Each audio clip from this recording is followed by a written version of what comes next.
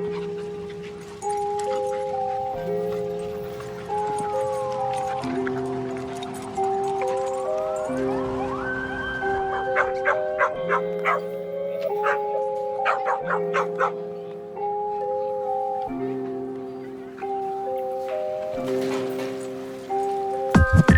realidad tú dime qué te hace feliz.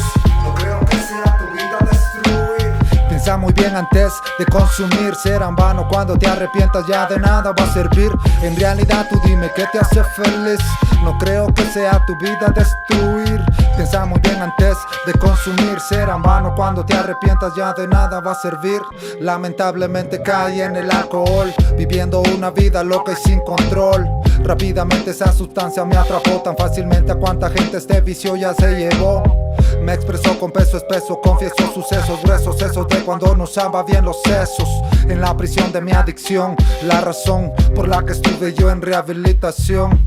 Fundamental fue que nuevamente me encerrara, pa' que el demente lirical se despertara y aumentara ese bendito don de la palabra. Y lo que conjugara bastará pa' que a la Mara le gustara.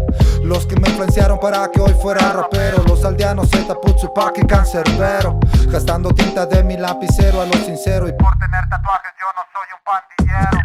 En realidad tú dime qué te hace feliz. No creo que sea tu vida destruir. Piensa muy bien antes de consumir. Será en vano cuando te arrepientas, ya de nada va a servir.